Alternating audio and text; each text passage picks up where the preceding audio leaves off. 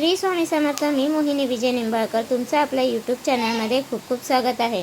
आजच्या व्हिडिओमध्ये आपण बघणार आहोत कोणत्याही गुरुवारी करायच्या सेवा। अवश्य करा गुरुवारचे 5 सोपे उपाय, भगवान विष्णूंची होईल कृपा। गुरुग्रह ज्याला देवांचे गुरु म्हटले जाते, त्यांचा आशीर्वाद प्राप्त करण्यासाठी गुरुवारचा दिवस शुभ आहे। जो कोणी गुरुवारी विधीपूर्वक पूजा करतो त्याला गुरुग्रहांशी संबंधित शुभ परिणाम प्राप्त होतात। हिंदू धर्मात गुरुवार हा भगवान विष्णूला समर्पित आहे। असे मानले जाते की भगवान विष्णूंची पूजा केल्याने सर्वांच्या मनोकामना पूर्ण होतात आणि घरात सुख समृद्धी येते। याशिवाय गुरुग्रह ज्याला देवांचे गुरु म्हटले जाते, त्यांचा आशीर्वाद प्राप्त करण्यासाठी गुरुवारचा दिवस शुभ आहे। जो कोणी गुरुवारी विधीपूर्वक पूजा करतो त्याला गुरुग्रहांशी संबंधित शुभ परिणाम प्राप्त होतात, ज्यामुळे घरामध्ये समृद्धी येते आणि कुंडलीतील गुरुग्रह बलवान होतो। गुरुग्रहाच्या शुभ प्रभावामुळे व्यक्तीचे जीवन सकारात्मकतेने भरलेले असते। कधीही आर्थिक संकटाला सामोरे जावे लागत नाही। कामाच्या ठिकाणी मान सन्मान वाढतो, दीर्घायुष्य प्राप्त होते आणि वैवाहिक जीवनही आनंदी राहते। चला जाणून घेऊया गुरुवारी कोणते उपाय केल्याने तुम्हाला बृहस्पतीसह भगवान विष्णूंची कृपा प्राप्त होईल। गुरुवारी पिवळे कपडे घालणे शुभ असते। पत्रिकेतील गुरुग्रह बलवान होण्यासाठी गुरुवारी पिवळे कपडे घालणे खूप शुभ मानले जाते। भगवान बृहस्पतीला पिवळा रंग खूप प्रिय आहे।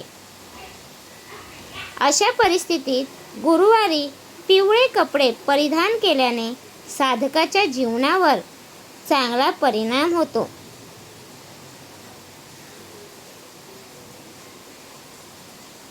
अशा प्रकारे करा भगवान विष्णूंची पूजा। भगवान विष्णूंच्या पूजेच्या वेळी त्यांना पिवळे फूल अवश्य अर्पण करावे। भगवान विष्णूंना गूळ आणि मसूर अर्पण करा। पंचामृत आणि तुळशीही त्यावर ठेवा। विष्णू सहस्त्रनामाचे पठण। या दिवशी विष्णू सहस्त्रनामाचा पाठ करणे अत्यंत शुभ मानले जाते। त्यामुळे सर्व रखडलेली कामे पूर्ण होऊन प्रत्येक क्षेत्रात यश प्राप्त होते। पिंपळ, तुळशी आणि केळीच्या झाडाला पाणी द्यावे।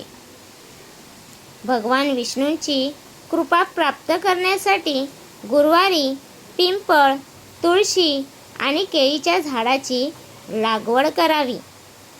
त्यानंतर त्यांची पूजा करावी। यामुळे कुंडलीतील गुरुग्रहांशी संबंधित शुभ परिणाम येऊ लागतात। हळद किंवा केशर तिलक। भगवान विष्णू आणि देवगुरु बृहस्पती यांच्या पूजेच्या वेळी हळद किंवा केशराचा तिलक अवश्य वापरावा। यानंतर सतत चंदनाचा टिळा लावावा। तर तुम्हाला हा माझा व्हिडिओ कसा वाटला प्लीज कमेंट करून नक्की सांगा। व्हिडिओ आवडला असेल तर लाईक करा, कमेंट करा आणि शेअर करायला विसरू नका।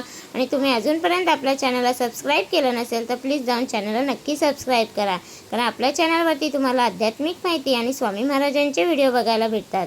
तर भेटूया उद्या एका नवीन व्हिडिओसोबत। श्री स्वामी समर्थ।